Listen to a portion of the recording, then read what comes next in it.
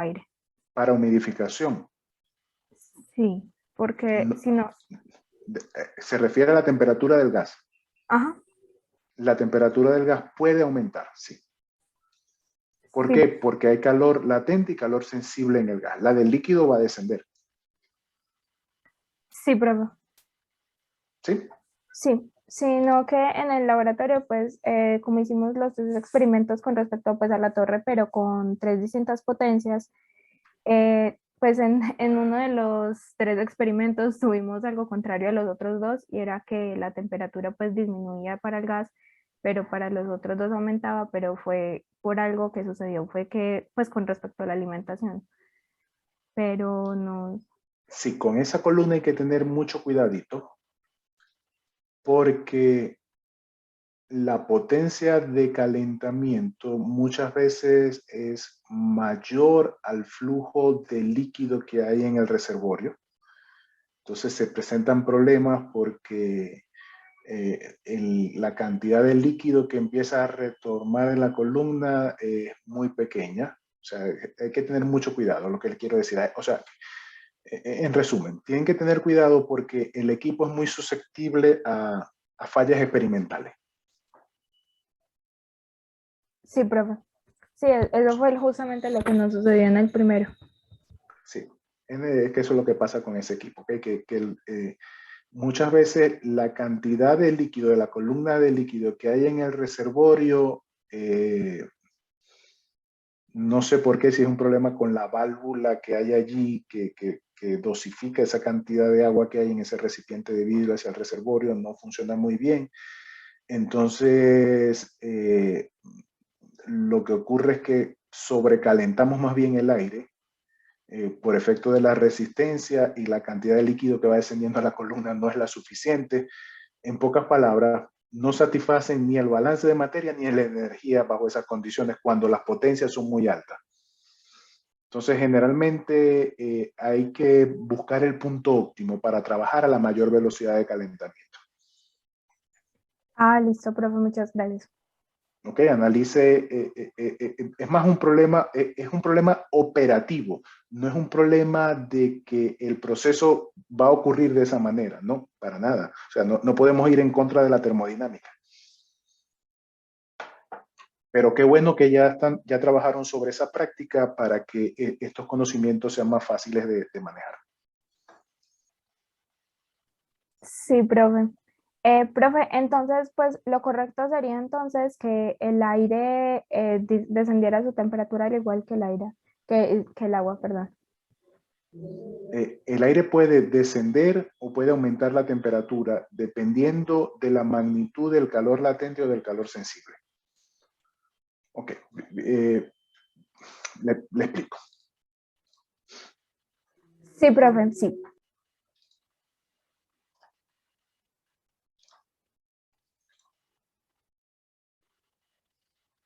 Fíjense, esto es lo que ocurre en la parte superior de una columna.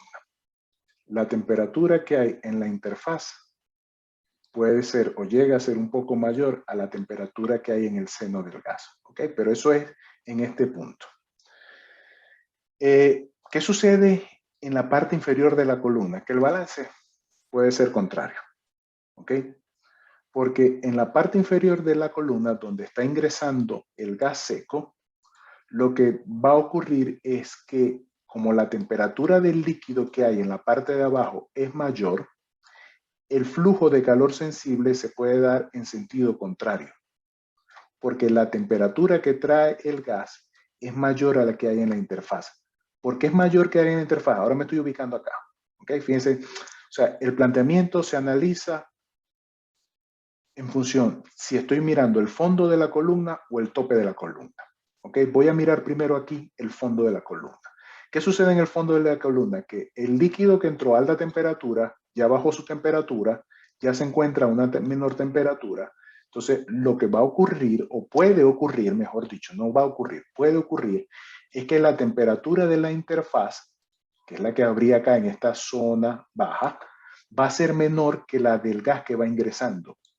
Si esa temperatura de la interfaz es menor que la del gas, el calor sensible asociado al delta T tiene este sentido, sentido contrario.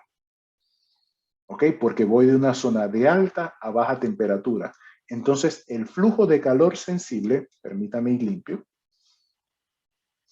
va en sentido contrario. El calor latente siempre va en este sentido, porque el calor latente es asociado a la cantidad de humedad que se evapora, a la cantidad de líquido que se evapora en el seno del gas.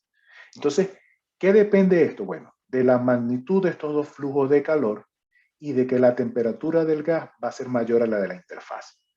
Ahora bien, esto es sí y solo si la temperatura del líquido es mayor a la de la interfaz y la de la interfaz es mayor a la del gas. Pero eso ocurre en la parte inferior, porque el líquido ya está alcanzando baja temperatura. En la parte superior, el comportamiento es diferente. Entonces, en la parte superior, ¿qué ocurre? Bueno, la temperatura del líquido es alta. Es el agua caliente que va ingresando. La temperatura en la interfaz va a ser menor. Pero ¿qué sucede? Que este gas que venía acá se puede encontrar con una temperatura más baja que la que tiene el líquido en la interfaz. No es que sea más baja con respecto a la que le entró, sino que es más baja con respecto a la que hay en la interfaz y a la que tiene el líquido. Entonces, de esa manera, el flujo de calor se da en esta zona, a diferencia del anterior que teníamos una temperatura del gas mayor. Entonces, ¿qué le quiero, qué quiero que vea con este planteamiento? Que uno tiene que interpretar las temperaturas en función de la zona de la columna que usted está analizando. Vea qué pasa con las temperaturas en el tope de la columna, la temperatura que tiene el líquido, la temperatura que tiene el gas. Y vea cómo es la temperatura que tiene el líquido y el gas en el fondo de la columna. Y traten de interpretar el fenómeno en función de el flujo, el sentido del calor latente. El calor sensible siempre va en un mismo sentido, pero me perdí otra vez.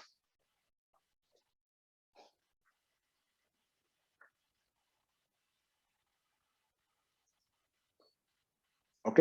El calor latente siempre va en el mismo sentido porque es el calor asociado a la evaporación, pero el calor sensible va a depender de si me encuentro en la parte inferior o en la parte superior de la columna. ¿Lo entiende? Sí, profe, ya mucho más claro. Claro, hay un aspecto que usted desconoce, que no va a poder conocer en ese equipo, ¿ok? Y es las temperaturas en la interfaz, porque no hay manera de medir la interfaz líquido-agua, pero sí puede analizar cómo es la temperatura del gas con respecto a la del líquido.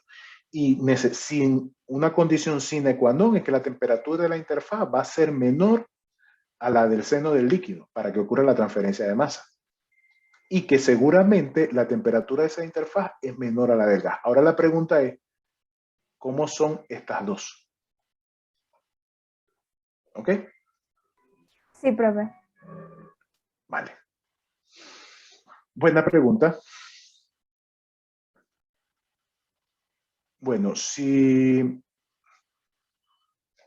no tenemos más interrogantes, bueno, feliz tarde para todos. Cualquier inquietud me escriben un correo para que agendemos entonces una asesoría, ¿vale? Listo, profe, muchas gracias. Profe, gracias. Bueno, que estén bien.